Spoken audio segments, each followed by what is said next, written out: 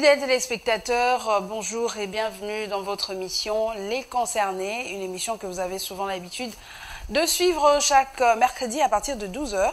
Alors, ce matin, nous parlons de la restitution des œuvres d'art par la Belgique et qui est concerné par rapport à ce sujet. Je reçois pour vous Monsieur Aimé Lucien Mbungu. Bonjour Monsieur Aimé. Bonjour Madame. Et merci de répondre à notre invitation. Je vous en prie, c'est un honneur. Voilà. Et qui est Monsieur Aimé Lucien Mbungu? Eh bien, je vous le dis tout de suite, il est antiquaire. Monsieur Aimé Lucien, qu'est-ce que ça veut dire antiquaire? Un antiquaire, c'est la personne qui s'occupe de la valorisation des œuvres d'art anciens. Ou bien des meubles, tout ce qui est ancien en fait, et qui a été manipulé par l'homme, fabriqué par l'homme ou par la nature, mais qui a eu une manipulation. Et l'antiquaire le remet en valeur, c'est ma profession. Alors, spécifiquement dans mon cas, je suis marchand d'art ethnique. C'est-à-dire les objets de différentes tribus du Congo. Les objets d'art qui sont à la mode depuis un temps maintenant. D'accord. Nous sommes contents et fiers. Devenir antiquaire, c'était une passion ou comment vous êtes devenu antiquaire?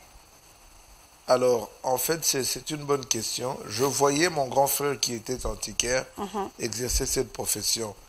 Et cela m'intriguait quand, avec son ami, il partageait des conversations autour de l'art. Il disait, ça c'est un objet Yombe, ça c'est un objet Yakaz. Alors, je me demandais, comment est-ce qu'il était en mesure de reconnaître les différentes tribus d'origine des objets? Alors, j'ai commencé à les approcher tous les deux. Et un jour, je lui ai écrit une lettre que son ami a prise et il l'a lue et il l'a déchirée. J'étais découragé. Il m'a dit, ne t'en fais pas, tu deviendras antiquaire un jour. D'accord. Et bon, de fil en aiguille, je suis devenu un antiquaire. Alors, Monsieur Aimé Lucien, oui. Où trouvez-vous vos objets que vous manipulez ou vous vendez? Les objets d'art, vous le trouvez comment? Vous parcourez le marché de Kinshasa, le province ou comment? C'est comme tout commerce en fait. Il existe des réseaux. Cette profession existe. Nous avons des fournisseurs et nous avons des personnes qui nous contactent aussi à Kinshasa. Nous avons des objets à voir. Et nous nous déplaçons pour aller voir, même si généralement ce sont des reproductions, mais c'est un commerce qui, comme tout commerce, existe. Il y a des fournisseurs et il y a des clients. Et cela aussi ne nous empêche pas d'aller en région. Par exemple, dans mon cas, la seule région où je vais chercher les œuvres d'art, c'est le Congo central parce que c'est plus près et je connais très bien cette région. D'accord. Alors, au jour d'aujourd'hui, comment se comporte ce marché d'objets d'art? Est-ce que c'est facile d'en trouver? Est-ce qu'il y a encore de l'engouement comme à l'époque de Mobutu, on voyait les immigrés, le blanc venir chercher les objets d'art? Aujourd'hui, là, comment on peut dire que ça se comporte, ce marché? Alors, je voudrais d'abord vous dire de prime abord que l'œuvre d'art n'est pas une nécessité, comme la nourriture, comme l'eau, comme les médicaments. Non, c'est un accessoire en fait. Alors, connaissant la situation du monde aujourd'hui, avec tout ce qui se passe, notre belle profession a subi un coup par rapport à cela. Et depuis un temps, il devient difficile de mettre en valeur un objet, faute de clients. Mais comme tout commerce, bon, le net aussi existant bien sûr, donc, nous continuons à exister, nous travaillons tant bien que mal. D'accord. Mais je dois dire qu'il y a quelques années, c'était... au top. Le paradis. D'accord. Monsieur Aimé Lucien, nous allons parler, je vous ai appelé uniquement pour parler de cette restitution des œuvres d'art de la RDC par la Belgique. Alors, j'aimerais savoir pourquoi on doit restituer ces objets d'art. Ils ont quelle valeur? Alors, on restitue quelque chose qui ne vous appartient pas. Qui a été volé, on peut dire ça? Pas toujours. Ou pris par force? Non, pas forcément. On peut vous le prêter. Je peux vous prêter aujourd'hui un stylo. Et demain, je vous dis restituez-le moi. Ou sinon, si je vois sur le stylo, on a écrit le nom Mbungu dedans, je vous dirais, mais Madame l'État, remettez-moi ce stylo, vous allez me le restituer. Ok. Alors, dans le cadre des œuvres d'art, c'est ce qui est magnifique et magique, c'est que nos ancêtres ont utilisé une codification dans tous les objets que nous possédons. Alors, même si vous les déplacez en changeant de continent, les codes qui ont été mis dans ces objets ne peuvent pas être aliénés. Donc, partout où on les amène, nous les experts, quand nous voyons un objet, nous savons directement que ça vient du Congo. C'est quand même magique, ça. Vraiment. Cela démontre la sagesse de nos ancêtres qui ont utilisé une codification indélébile et universellement reconnue aujourd'hui. Donc, tous les objets, quelle que soit leur localisation, retrouvent leur origine. Alors, comme nos objets qui ont été créés par nos ancêtres sont là-bas, il y a une tendance aujourd'hui à la restitution. Mais je voudrais vous dire que la restitution, moi je la considère, je l'ai dit au cours d'une conférence que j'ai faite au Centre culturel Boboto, dont le thème était la RDC face à la restitution des œuvres d'art ethnique. Alors, au cours de cette conférence, j'ai dit que la restitution est une épiphyte. C'est-à-dire une branche. L'épiphyte, c'est une plante, en fait, un végétal qui vient presque se greffer à une autre plante et les deux poussent ensemble. Donc, ce sont des revendications qui sont comme la période des indépendances. Tous les pays africains ont réclamé les indépendances. Alors, aujourd'hui, la tendance est à la restitution. Excusez-moi, c'est un peu comme une mode africaine contextuelle. Ouais. Alors, comment ça va se faire, cette restitution? Nous avons déjà vu le roi belge qui a apporté un échantillon. On va en parler de cet échantillon, un masque qui est le Kakungu. Est-ce qu'on a suffisamment des infrastructures capables de recevoir, d'accueillir, je peux dire, ces objets d'art? Alors, je voudrais déjà maintenant fixer les choses. Le masque qui a été apporté par Sa Majesté, le roi de Belgique, Philippe, ne concerne pas la restitution. C'est un masque qui a été prêté à l'Institut des musées nationaux à long terme.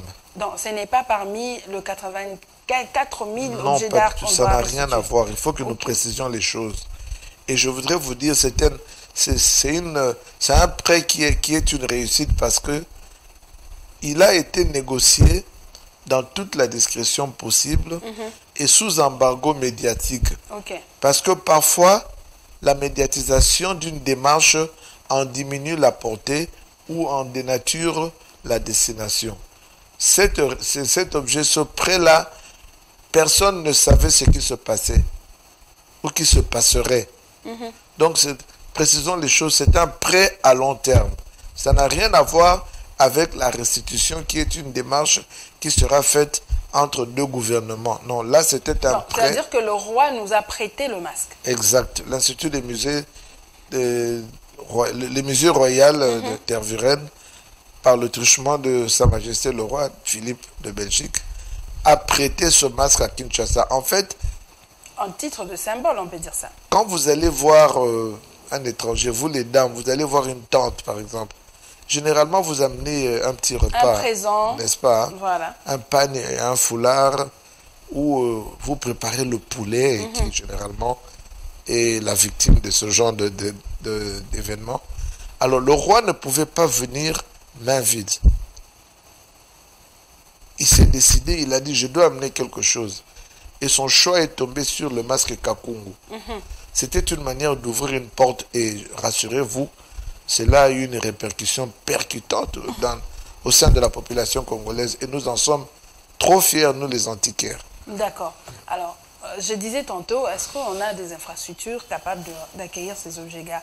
Est-ce qu'au musée national, ça va suffire ou il faudrait encore rajouter quelques bâtiments? C'est une très bonne question, mais vous savez déjà que nous avons un grand musée ici, mais cela ne suffit pas. Le nombre est si important qu'il faudra que nous puissions construire d'autres musées. Ce sont des projets à moyen terme, la construction des musées dans différentes régions du pays. Mais je voudrais aussi vous faire comprendre une chose. Quand les objets sont présentés dans un musée, ils subissent une rotation. des objets sont présentés aujourd'hui et on va les déplacer pour les remplacer par d'autres pendant 6-7 mois ou pendant 2-3 ans, ainsi de suite. Donc, les réserves du musée, c'est une réalité aussi. Donc, d'autres objets seront mis dans des musées. Mais j'aimerais que nous puissions parler de ce point-là focal qui est le lit préparé pour accueillir ces objets-là. D'accord. Il suffit de prendre l'exemple de la création. Les chrétiens, nous savons que c'est Dieu qui a créé la nature. Il a commencé au ciel, il a créé la terre. Et que l'homme qui est la meilleure œuvre de la création est le dernier à être créé. C'est-à-dire que tout a été préparé comme dans cette belle salle. Le plafond, le tapis, la lumière, les animaux pour agrémenter la vie de l'homme. L'homme a été créé en dernier. Alors nous également, je souhaiterais que notre restitution soit précédée du lit, du grabat que nous allons utiliser pour que nos œuvres viennent s'y reposer. D'accord. Donc il faudrait de bâtiments.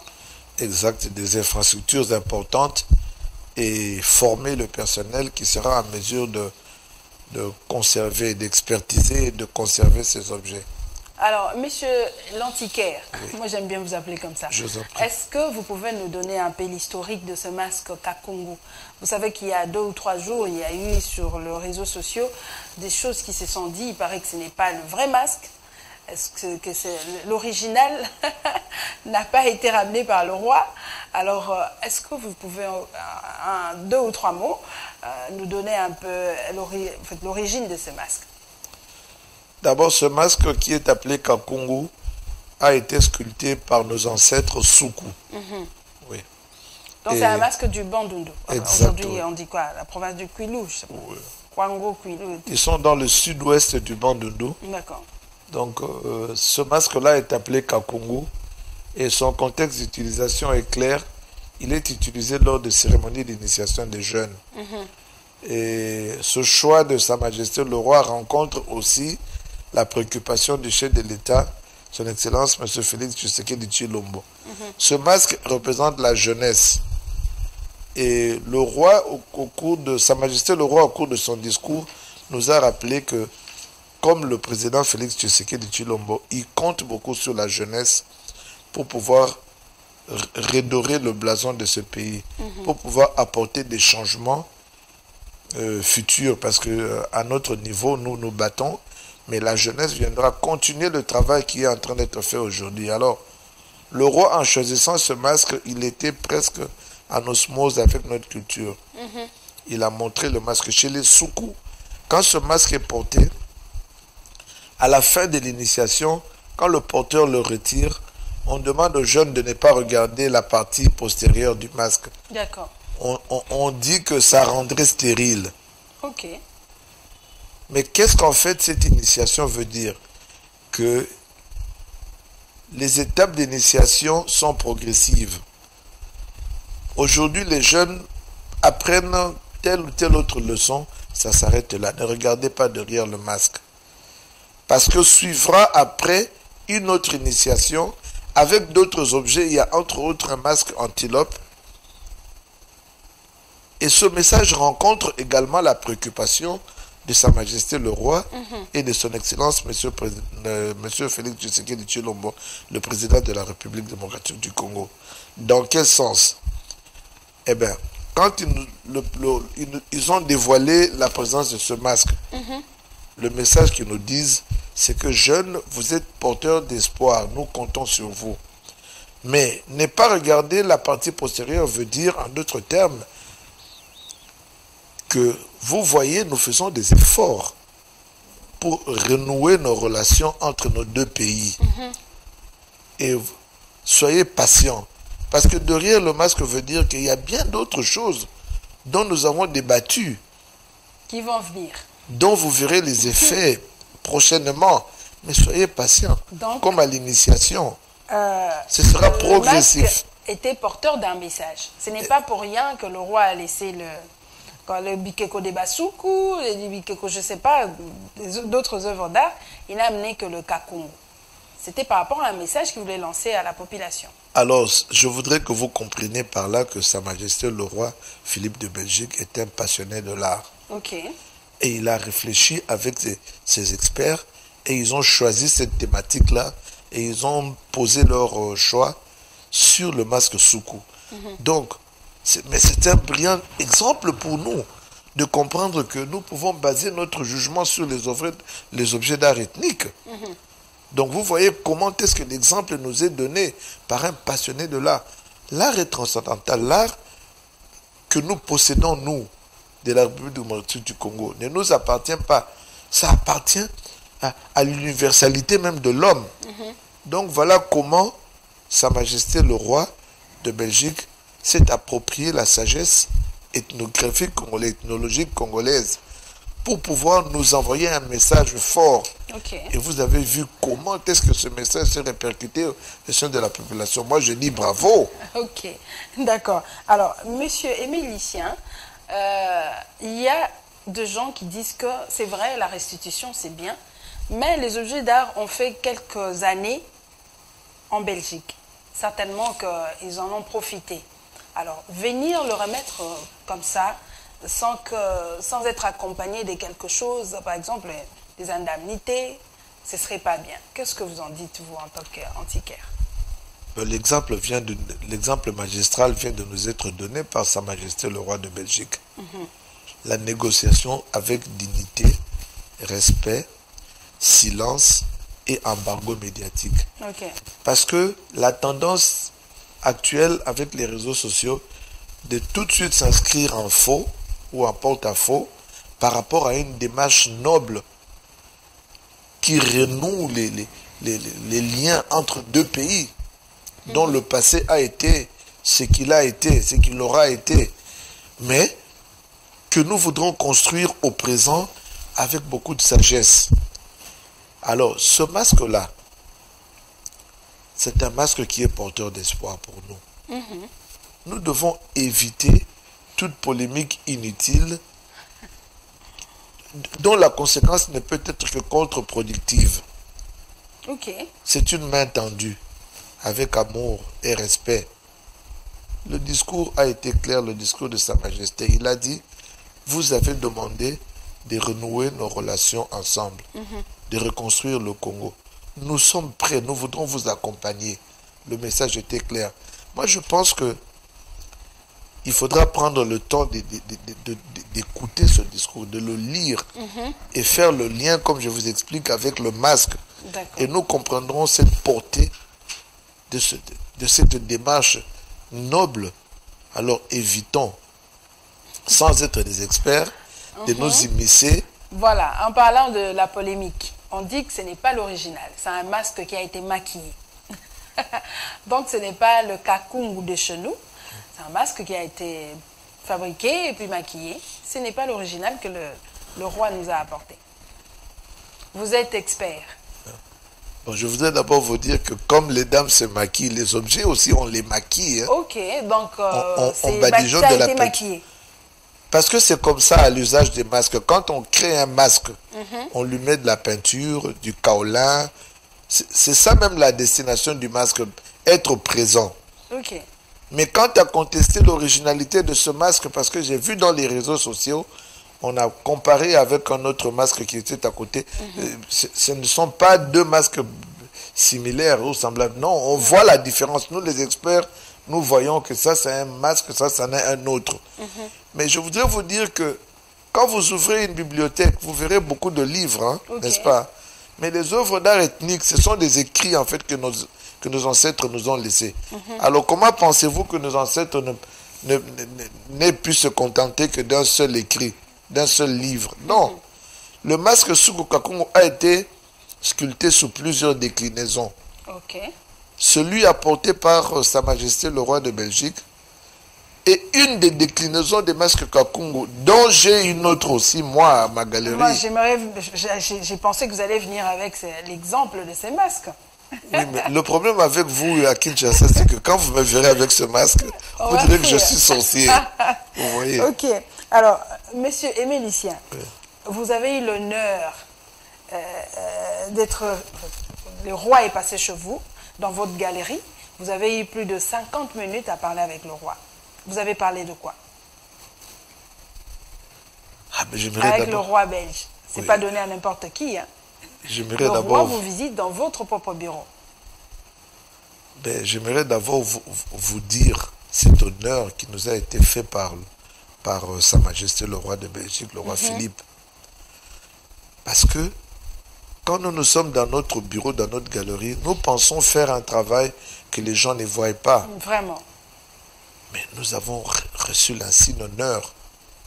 Vous avez parlé pendant une demi-heure avec le roi. Parce que voilà comment un humain mortel comme nous peut montrer son attachement, son amour pour la culture d'un pays.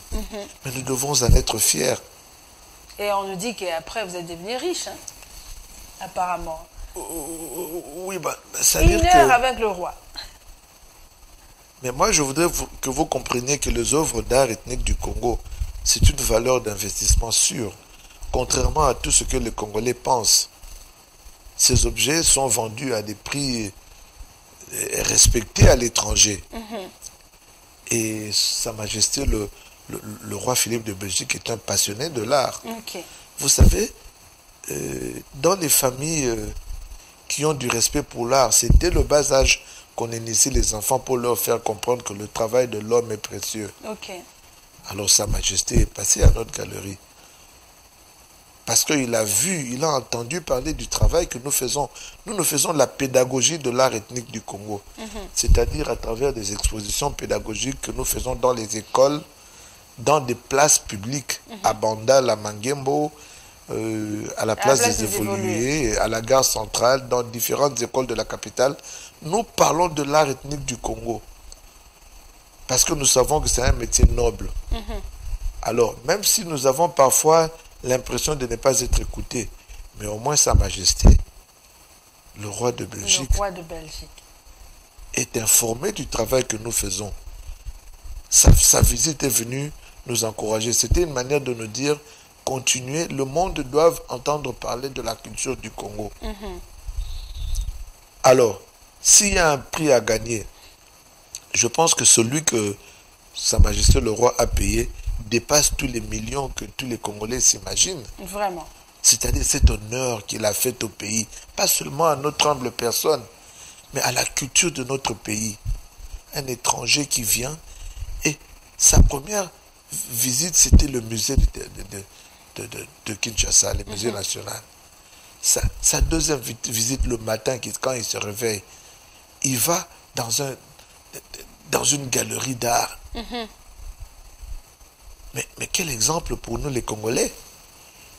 C'est une interpellation. Comment est-ce que nous considérons notre art?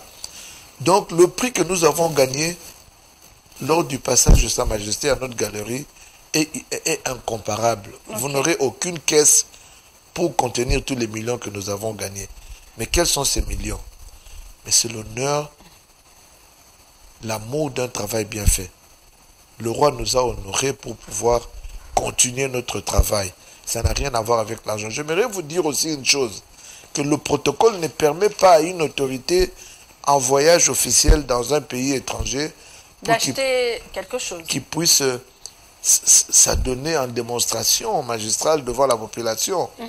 Mais nous savons que le jour où Sa Majesté aura l'intention d'acheter l'art du Congo, mais il a des personnes attitrées, son ambassadeur. Il lui dira peut-être, s'il vous plaît, pouvez-vous passer à la galerie antique? Nous n'en serons que fort aise et honorés. Et nous imaginons que ce jour-là, quand il viendra, nous construirons peut-être des immeubles. Mais rassurez-vous, c'est un réel passionné de l'art et il a montré, amoureux de la culture de notre pays, il a démontré.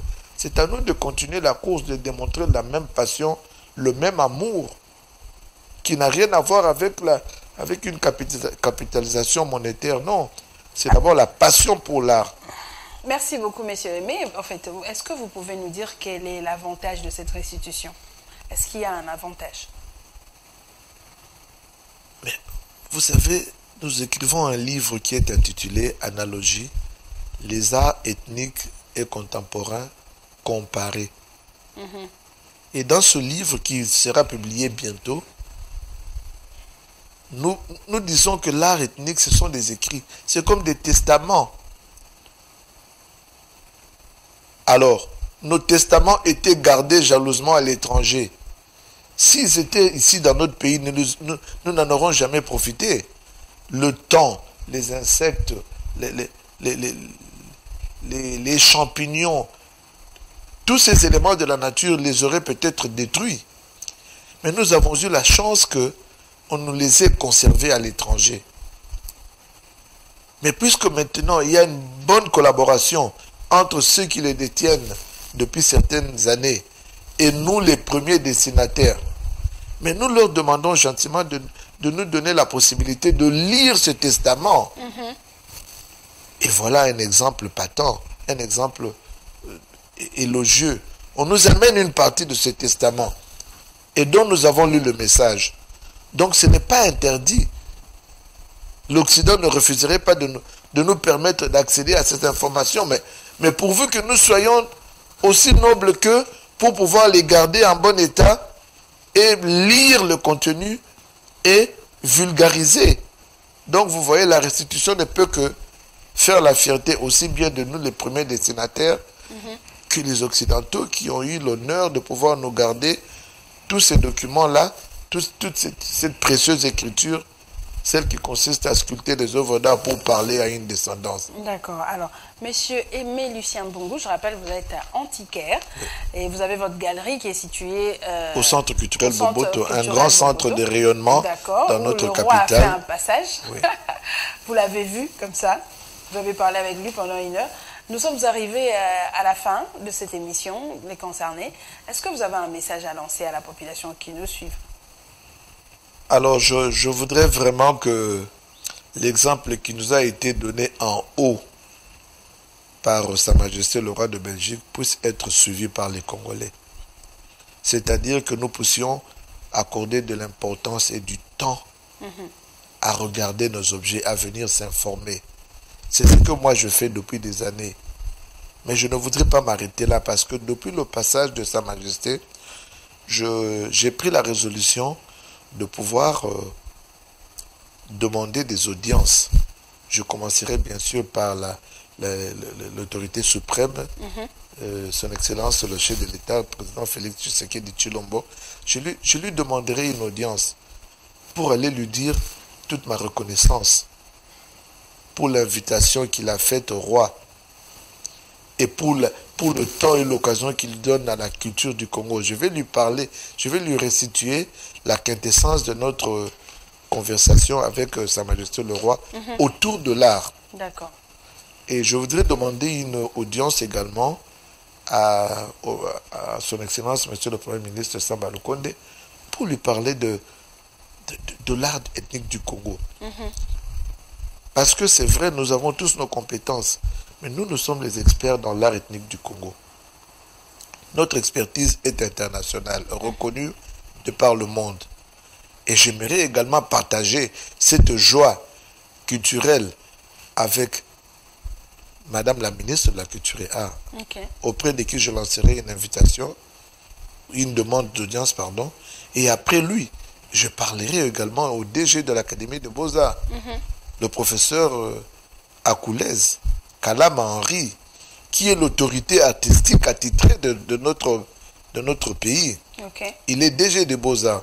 Et après, j'irai également présenter mes respects à notre ambassadeur de la culture, son Excellence M. Kofi Olomide, pour partager avec lui au sujet de ce bel art ethnique du Congo, qu'il a eu l'honneur de visiter en compagnie du DG des Beaux-Arts, M. Henri Kalama, au musée des Tervurennes. Ils ont fait une belle visite qui est passée dans les réseaux sociaux. Mais moi, je ne peux dire que respect. Alors, je ne pourrais pas ne pas aller partager cette joie de l'œuvre d'art ethnique avec ces autorités du pays. C'est la démarche à laquelle je vais m'atteler déjà à partir de demain. D'accord. Alors, Monsieur Aimé Lucien Mbongo, merci beaucoup de répondre à notre invitation. Mesdames, Messieurs, nous sommes arrivés à la fin de cette émission, Les Concernés. Vous voulez participer à cette émission? Eh bien, il y a le numéro qui est affiché au bas de votre écran. Vous n'avez qu'à appeler et vous serez reçu comme l'antiquaire qui nous a parlé de la restitution des objets d'art de la RDC par la Belgique. On se retrouve très prochainement avec un autre numéro. D'ici là, portez-vous bien.